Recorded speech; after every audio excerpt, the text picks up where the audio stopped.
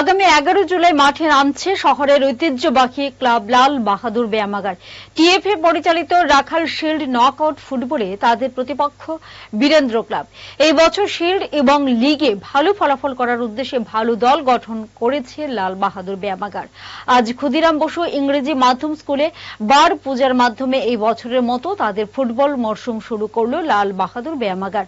উপস্থিত ছিলেন লাল বাহাদুর ব্যায়ামাগারের সভাপতি তথা ত্রিপুরা ফুটবল অ্যাসোসিয়েশনের সভাপতি প্রণব সরকার, ক্লাবের সম্পাদক সহ অন্যান্যরা। ক্লাব সভাপতি প্রণব সরকার মাঠে উত্তেজনা সৃষ্টি না করে শান্তিপূর্ণভাবে খেলা উপভোগ করার আবেদন রাখেন ফুটবল প্রেমীদের উদ্দেশ্যে।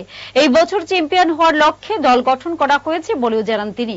গত বছর গোলকিপারের ভুলে সেমিফাইনাল থেকে বিদায় হতে হয়েছিল লাল বাহাদুরকে। এই বছর আর এরকম হবে না বলে তিনি আশা ব্যক্ত করেন।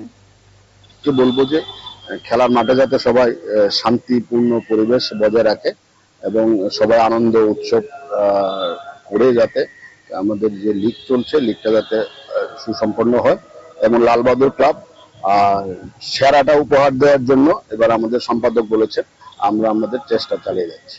18 পর আপনারা এখন পর্যন্ত লিগ বা শিল্ডে চ্যাম্পিয়ন হয়নি তো এই বছর? 18 পরে আমরা হইনি, যেমন গত বছর আমরা একদম সেমিফাইনালে গিয়ে শুধু আমাদের কয়েকটা ভুলের কারণে আমরা হতে পারিনি, গোলকিপারের ভুলে। গতবারই আমরা ট্রফি জিততে পারতাম। তো এবার আমাদের লক্ষ্য থাকবে ট্রফি জিতা। তো আমরা আমাদের সেই লক্ষ্যে আমরা টিমও তৈরি করেছি, আমাদের ক্লাবের সদস্যরা সেই লক্ষ্যে কাজও চালিয়ে যাচ্ছে। এখন দেখা যাক যে 18 পরে হয়নি এটা ঘটনা, এটা সত্যি, কিন্তু আমরা আমাদের চেষ্টা ত্রুটি রাখিনি, এবারও আমরা চেষ্টা চালিয়ে যাচ্ছি।